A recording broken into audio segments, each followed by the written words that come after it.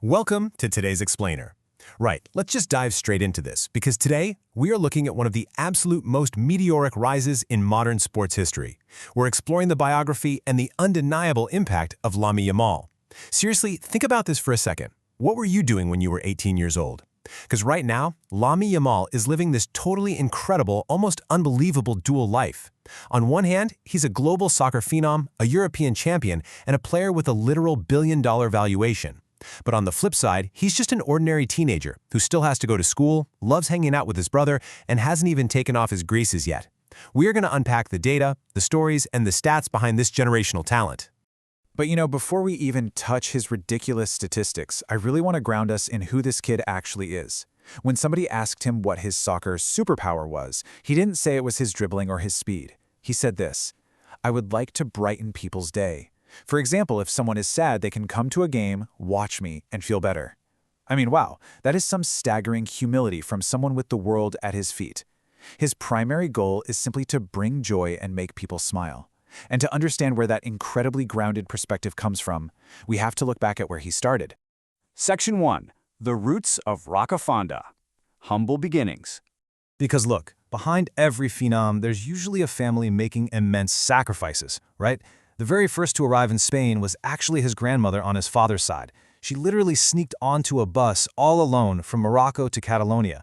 She worked morning, afternoon, and night shifts, just grinding to save enough money to bring her son, Lamine's dad, over. Meanwhile, his mom's family immigrated from Guinea. His parents ended up meeting in Barcelona, living in a residence for young parents. When they separated, a young Lamine had to juggle living with his mom in Grenollers, who had to leave for work at 6 a.m., by the way, and intense training, taking the train to Barcelona's famed La Masia Academy. As his uncle Abdul noted, all of these experiences forced him to mature incredibly fast.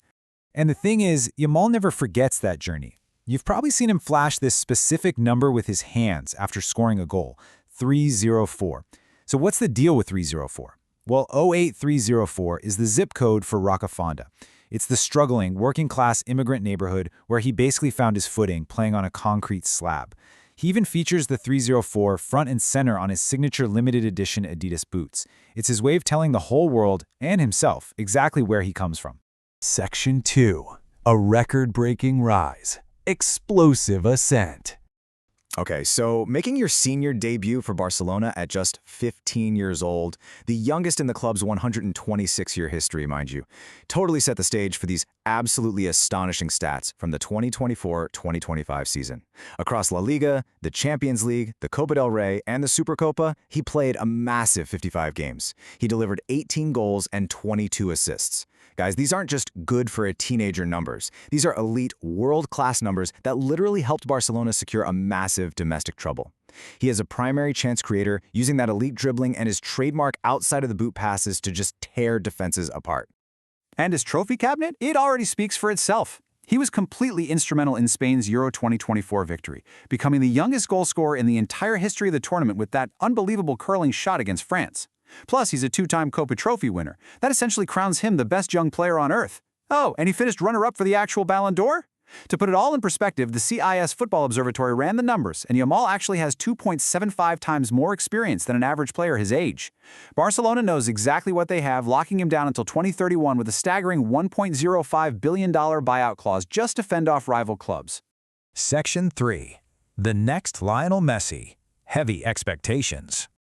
Look, with that level of dominance, the Messi comparisons are inevitable, right? Especially now that he's taken over Barca's legendary number 10 jersey. But when we actually compare Yamal and Messi head-to-head at exactly 18 years old, it is a completely different stratosphere of early experience. When Lionel Messi turned 18, he was just breaking onto the scene. He had played 9 senior games, scored 1 goal, and had 0 assists. Yamal at 18, 127 games, 31 goals, 43 assists. Now, obviously, Messi went on to become the greatest of all time, and Yamal is very quick to say, "I don't want to be Messi," and Messi knows I don't want to be him. But at this specific stage in his career, Yamal is miles and miles ahead numerically. But okay, the almost mythical connection between these two actually gets so much weirder than just stats. In a twist that the original photographer called a literal 1 in 10 million chance, there is actual photographic evidence from a 2007 UNICEF charity calendar.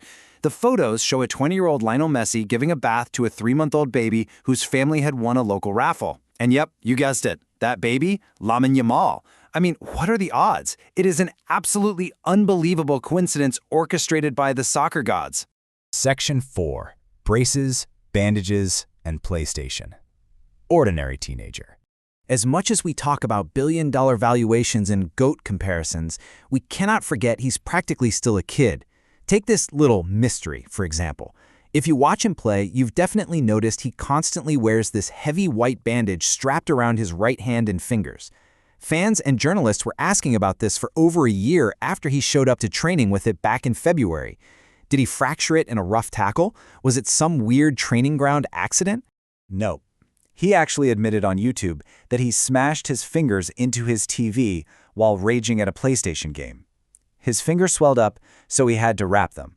But the absolute best part is he just kept wearing the bandage way after it healed, kind of as an inside joke and a stylish tribute to former Real Madrid striker Karim Benzema, who famously wore a hand bandage for years. It's just a classic teenage video game accident turned into a superstition. And then there's a smile. When an interviewer recently asked if he was finally going to get his braces taken off before the upcoming World Cup, Yamal gave the most confident, relatable teenager answer ever.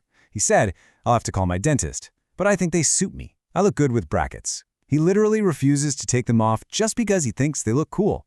It's such a fantastic reminder of the youth hiding behind all that world-class talent. Section 5. Battling an incurable condition. Serious physical toll. But we do have to get serious for a second, because playing elite, adult-level sports at that age takes a very real, very harsh physical toll on a body. Yamal has actually been diagnosed with a chronic condition called pubalgia. Now, this is not a simple muscle tear that heals up in a month. It's an alteration in the pubic area where different muscle groups converge. It's usually triggered by intense twisting movements and sudden changes of direction, which, is basically Yamal's entire playing style. During a recent El Clasico match against Real Madrid, eagle-eyed fans noticed him visibly grimacing in pain. Medical experts are really clear on this. It is essentially incurable. He's going to have to live with it, relying on constant preventative and compensatory treatments to keep playing at the highest level. But if there is a silver lining here, it actually brings us right back to his idol. Listen to this quote. "Pubalgia is complicated. I suffer from it for a while now. It is not a problem that can be solved overnight. I still need treatment." Now that isn't Lamine Yamal talking. That was Lionel Messi speaking back in 2019. Messi battled this exact same incurable condition early on in his career. He managed the pain, he adapted his training, and he carved out the greatest career in the history of the sport. The hope for Barcelona and for Spain is that Yamal can do the exact same thing. Which really brings us to our final thought. As we look ahead to the 2026 World Cup in North America, where Spain is undoubtedly going to be a massive favorite, you really have to ask yourself, how high is the ceiling for a generational talent who's already conquered the soccer world before even getting his braces off? From his grandmother sneaking onto a bus for a better life, to his roots on the concrete in Rocafonda, to literally carrying the weight of Barcelona and Spain on his shoulders while battling a chronic injury, Lamine Yamal's story is really just beginning. What you should absolutely take away from this explainer today is that we are witnessing the raw, unwritten early chapters of a true sports legend. Keep your eyes on him. Thanks so much for joining me on this explainer, and I'll see you next time.